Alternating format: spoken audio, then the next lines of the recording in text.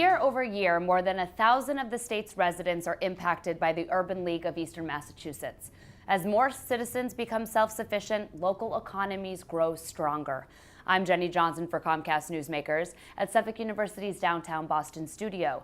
Darnell Williams, Urban League of Boston's president and CEO, joins me today. Darnell, welcome back to the program. Well, thank you, Jenny. Great to see you. It's always great to see you. Talk about the Urban League. It has such a big role in our community, you know, in the state, but also across the country.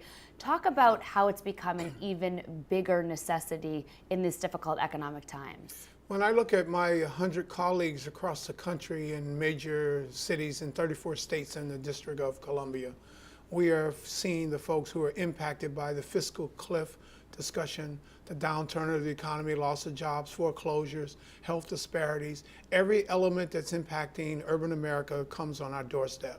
That's what keeps us up at night. That's what allows us to partner with corporations and with investors so that when we put programs and initiatives together, we try to give people a way out or an alternative than just sitting there saying, woe is me. So tell me about some of the services. You mentioned some of the programs that you're able to provide for those that are seeking jobs. First and foremost, we think that anybody that's in the workplace today needs technology skills. So we have 3 centers that we train people, making sure that they know how to do PowerPoint, cover letters, resumes, interfacing with employers back and forth, faxing information to them, and also searching the internet for job openings. Secondarily, we try to walk them through particular specific skills, not just soft skills, but really hard skills, whether it's accounting, customer service, how to survive being around a water bubbler, which is very, very functional because people can get into a job, but maintaining and staying on a job because of the culture and making sure that you have the right skill sets, temperament, and attitude to stay gainfully employed.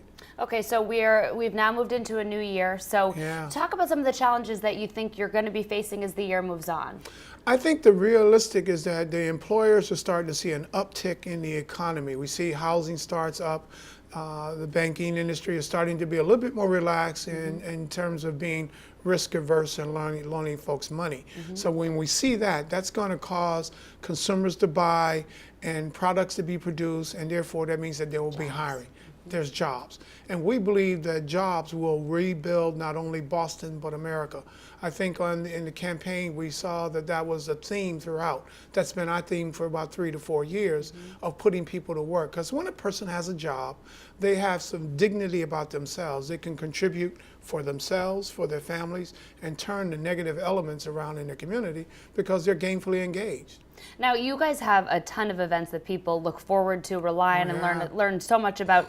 Talk about some of them that you have annually. Well, I think one of the first, we have our event coming up on March 16th at Lombardo's. It's our annual fundraiser called our annual gala, where we recognize local leaders and corporations for doing the things that they're doing, investing in the Urban League, which positions us to invest in people. That's one. June 6th, we have a career fair that's coming up at the Reggie Lewis Track Center.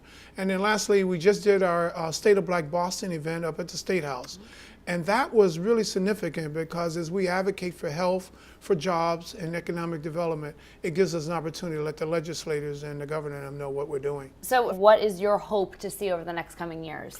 I think the hope is that we put more people to work, having employers say that there's a pipeline of diversity candidates that will make our product and our services better for our customers. Darnell, thank you so much as always. Thank you, Jenny. Thank you for watching this week's Comcast Newsmakers. I'm Jenny Johnson.